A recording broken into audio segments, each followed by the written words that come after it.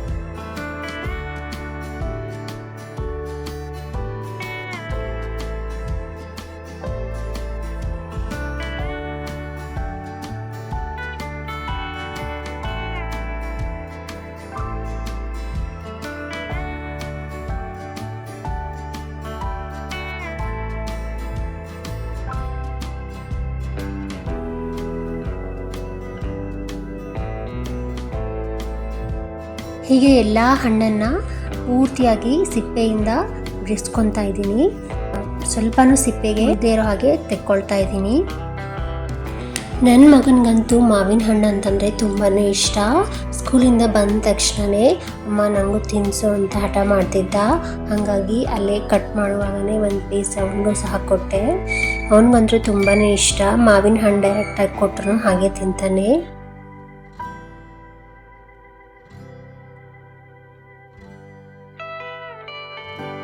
ಸಿಪ್ಪೆಯಿಂದ ಎಲ್ಲನೂ ಬಿಡಿಸ್ಕೊಂಡಿದ್ದಾಯಿತು. ಇವಾಗ ಅದನ್ನು ಮಿಕ್ಸಿಗೆ ಹಾಕ್ಕೊಂಡು ರುಬ್ಕೊಳ್ಬೇಕು. ತುಂಬ ಚಿಕ್ಕದಾಗಿ ಹೆಚ್ಬೇಕಂತೇನಿಲ್ಲ, ನಾವು ಪಲ್ಪ್ ಅಷ್ಟೇ ಸ್ವಲ್ಪ ದೊಡ್ಡದಾಗಿ ಹೆಚ್ಕೊಂಡ್ರೂ ಸಾಕಾಗುತ್ತೆ. ಅದನ್ನೆಲ್ಲ ಮಿಕ್ಸಿಗೆ ಹಾಕ್ಕೊತೀನಿ ಇವಾಗ.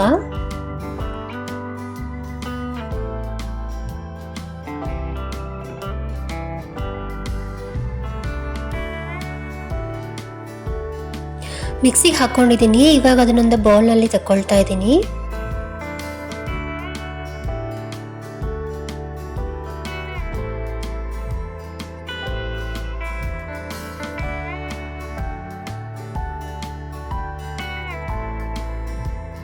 ನಂತರ ಒಲೆ ಮೇಲೆ ಒಂದು ಪ್ಯಾನ್ ಇಟ್ಕೊಂಡು ಅದಕ್ಕೆ ನಾವು ಇವಾಗ ಮಿಕ್ಸಿ ಮಾಡ್ಕೊಂಡಿರೋಂತಹ ಮಾವಿನ ಹಣ್ಣಿನ ಪಲ್ಪ್ನ ಹಾಕ್ಕೊಳ್ಬೇಕು. ಲೋ ಫ್ಲೇಮಲ್ಲಿ ಇಟ್ಕೊಂಡು ಇದನ್ನು ಮಾಡ್ಕೊಳ್ಬೇಕು. ನಂತರ 1 ಕಪ್ ಅಷ್ಟು ಹಾಲು ಹಾಕ್ಕೊಳ್ತಾ ಇದ್ದೀನಿ.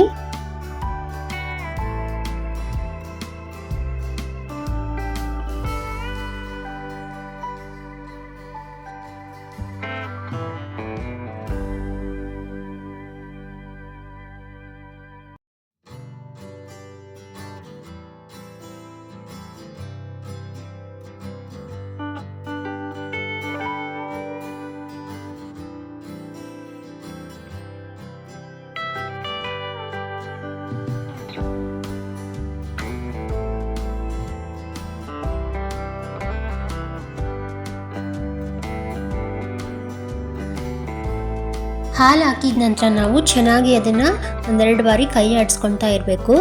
ನಂತರ ನಾವು ಯಾವ ಕಪ್ಪಲ್ಲಿ ಹಾಲು ತೊಗೊಂಡಿರ್ತೀವೋ ಅದೇ ಕಪ್ಪಲ್ಲಿ 1 ಕಪ್ ಆಗೋಷ್ಟು ಬೆಲ್ಲ ಹಾಕ್ಕೊಂಡಿದ್ದೀನಿ. ಅದನ್ನು ಸಹ ಚೆನ್ನಾಗಿ ಕರಗೋವರೆಗೂ ಕೈ ಆಡಿಸ್ಕೊಳ್ತಾ ಇರಬೇಕಾಗುತ್ತೆ.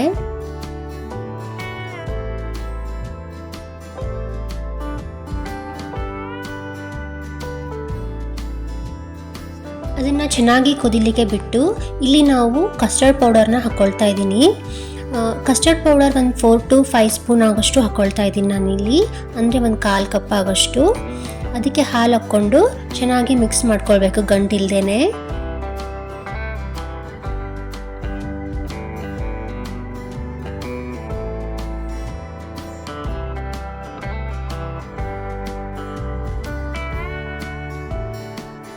ಹಾಗೇನೇ ನಾನಿಲ್ಲಿ 2-3 ಏಲಕ್ಕಿನ ತಗೊಂಡು ಚೆನ್ನಾಗಿ ಪುಡಿ ಮಾಡ್ಕೊಂಡಿದ್ದೀನಿ. ಅದನ್ನು ಸಹ ಸೇರಿಸ್ಕೊಳ್ತಾ ಇದ್ದೀನಿ. ಇವಾಗ ಚೆನ್ನಾಗಿ ಫ್ಲೇವರ್ ಬರಲಿ ಅಂತ ಅಷ್ಟೇ. ಯಾರಿಗೆಲ್ಲ ಇಷ್ಟ ಆಗಲ್ವೋ ಅವ್ರು ಅದನ್ನು ಸ್ಕಿಪ್ ಮಾಡ್ಬೋದು. ನೆಕ್ಸ್ಟ್ ಕಸ್ಟರ್ಡ್ ಪೌಡರ್ನ ಹಾಕ್ಕೊಂಡಿದ್ದೀನಿ. ಅದನ್ನು ಸಹ ಚೆನ್ನಾಗಿ ಕಲಿಸ್ಕೊಳ್ಬೇಕಾಗುತ್ತೆ.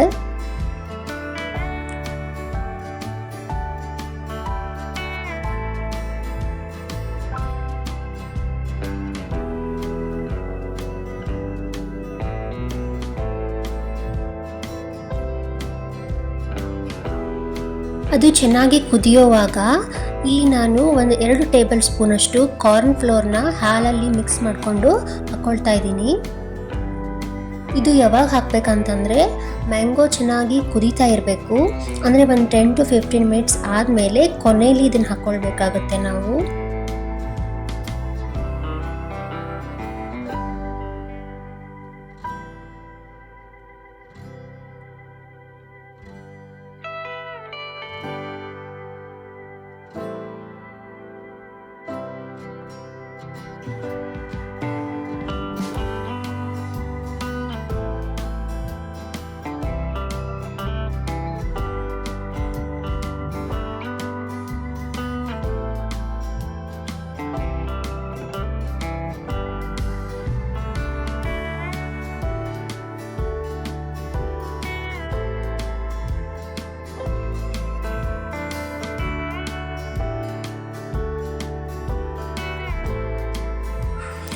ಕಾರ್ನ್ ಫ್ಲೋರ್ ಹಾಕಿದ ಮೇಲೆ ನಾವು ಒಂದು 10 to 15 ಮಿನಿಟ್ಸ್ನ ಅದನ್ನು ಚೆನ್ನಾಗಿ ಕುದಿಸ್ಕೊಳ್ಬೇಕಾಗುತ್ತೆ. ಅದು ಯಾವ ಥರ ಆಗುತ್ತೆ ಅಂತಂದರೆ ನಾವು ಈ ಥರ ಸ್ಪೂನಲ್ಲಿ ಕಲಿಸ್ಕೊಂಡಾಗ ಅದು ಅಂದರೆ ನಮಗೆ ತಳ ಕಾಣುತ್ತೆ, ಪ್ಯಾನ್ ತಳ ಕಾಣುತ್ತೆ. ಅದು ಹಾಗೆ ಬಿಟ್ಕೊಳ್ಳೋವರೆಗೂ ನಾವು ಅದನ್ನು ಕುದಿಸ್ಕೊಳ್ಬೇಕಾಗುತ್ತೆ. ಅಂದರೆ ಅದು ಜೆಲ್ಲಿ ಟೈಪ್ ಕಾಣಿಸುತ್ತೆ, ನಮಗಾಗಲೇ ಗೊತ್ತಾಗ್ಬಿಡುತ್ತೆ, ಅದು ಚೇಂಜ್ ಆಗಿಬಿಡುತ್ತೆ. ನೆಕ್ಸ್ಟ್ ಅದನ್ನು ಒಂದು ಬೌಲಲ್ಲಿ ಟ್ರಾನ್ಸ್ಫರ್ ಮಾಡ್ಕೊತಾ ಇದ್ದೀನಿ.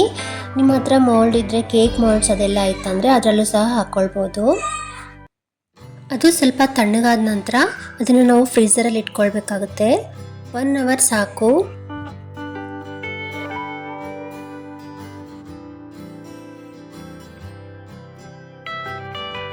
ಒನ್ ಅವರ್ ಆದ ನಂತರ ತೆಗೆದಿದ್ದೀನಿ. ನೋಡಿ ಹೇಗೆ ಬಂದಿದೆ ಅಂತ. ಇವಾಗ ಚಾಕುವಿಂದ ಎಲ್ಲ ಎಡ್ಜಸ್ನ ನೀಟಾಗಿ ಬಿಡಿಸ್ಕೊತಾ ಇದ್ದೀನಿ. ತುಂಬಾ ರುಚಿಯಾಗಿ ಬಂದಿತ್ತು. ನನ್ನ ಮಗನಿಗಂತೂ ತುಂಬಾ ಇಷ್ಟ ಆಯಿತು. ಯಾರಿಗೆಲ್ಲ ಇಷ್ಟ ಆಯಿತು ಕಮೆಂಟ್ ಮಾಡಿ ಹೇಳಿ. ಹಾಗೆ ಖಂಡಿತ ಟ್ರೈ ಮಾಡಿ, ನಿಮ್ಮ ಮಕ್ಕಳಿಗೂ ತುಂಬಾ ಇಷ್ಟ ಆಗುತ್ತೆ. ನಿಮಗೆ ಈ ವಿಡಿಯೋ ಇಷ್ಟ ಆಯಿತು ಅಂದರೆ ಪ್ಲೀಸ್ ಒಂದು ಲೈಕ್ ಮಾಡಿ, ಹಾಗೆ ಶೇರ್ ಮಾಡಿ ಮತ್ತು ಕಮೆಂಟ್ ಮಾಡಿ, ಹಾಗೆ ಸಬ್ಸ್ಕ್ರೈಬ್ ಮಾಡ್ಕೊಂಡು ವಿಡಿಯೋ ನೋಡಿ. ಮತ್ತಷ್ಟು ಹೊಸ ವಿಡಿಯೋಗಳೊಂದಿಗೆ ನಿಮ್ಮೊಂದಿಗೆ ಸಿಗ್ತೀನಿ ನೆಕ್ಸ್ಟ್ ವಿಡಿಯೋದಲ್ಲಿ. ಅಲ್ಲಿವರೆಗೂ ಎಲ್ಲರೂ ಟೇಕ್ ಕೇರ್. Thank you.